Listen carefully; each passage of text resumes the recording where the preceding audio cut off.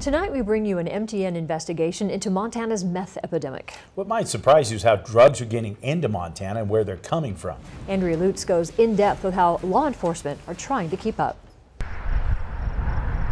Interstate 90, a lifeline for Montana. This artery pumps millions of dollars of commerce into our state. It keeps our economy open for business, but also leaves Montana exposed. So we know that almost all methamphetamine comes from Mexico. Almost all of our heroin comes across the southern border from Mexico. And directly from Mexican drug cartels. They use our intricate highway system to get it here, forcing law enforcement to pay attention in a way they never have before. We can at the very least hurt them where it hurts the most. And that's by taking their product off the road, and that's by taking the criminal proceeds from the sale of that product off the road. In 2017, the Montana legislature funded a criminal interdiction team, 6 full-time troopers with specialized training in narcotics who conduct high volumes of traffic stops looking for criminal activity. Drugs are transported in cars, on bus lines, even in our mail. So getting it here is easier than you might think. Meth is ordered up locally from a drug supplier in Mexico. It's driven through a border crossing into a southern state. Then it can usually go one of 2 ways, from Arizona to Salt Lake City or Denver and directly into Billings, or from California along the west coast through Seattle, along Interstate 90 into Montana, where the distribution often ends, heads farther east, or goes north to Canada. On a brisk fall day, Montana High Patrol Trooper Darvin Mees sets out on shift. His goal for the day is simple: keep Montanans safe. On this day, he's checking speeds on Interstate 90 from Laurel to Lockwood.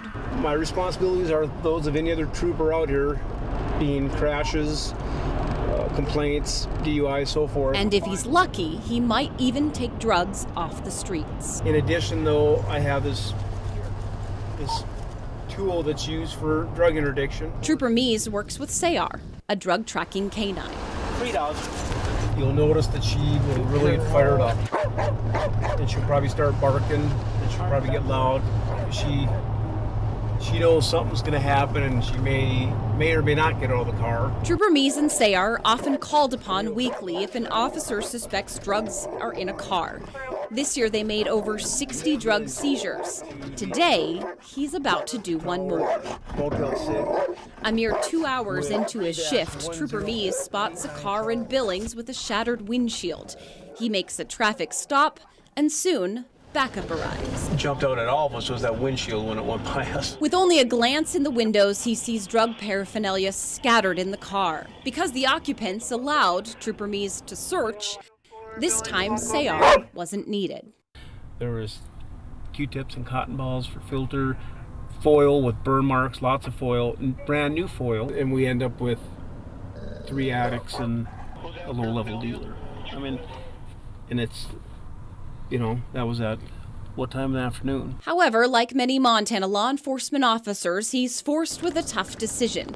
The Yellowstone County Jail is full. Only violent offenders allowed, which means the drugs are seized and the occupants are free to go. The next best thing is to get them a court date, get them in front of a judge at some point here in the near future, and hopefully that'll get them down the road to maybe drug court. These drugs are likely from a Mexican cartel. They're next admitted into evidence to build a case. Scales, foil, scoops, 7 grams of methamphetamine. Just so crystal white. Even heroin. Yeah, that's what they're calling it. Chocolate, yep. Now, at least, it's off the streets.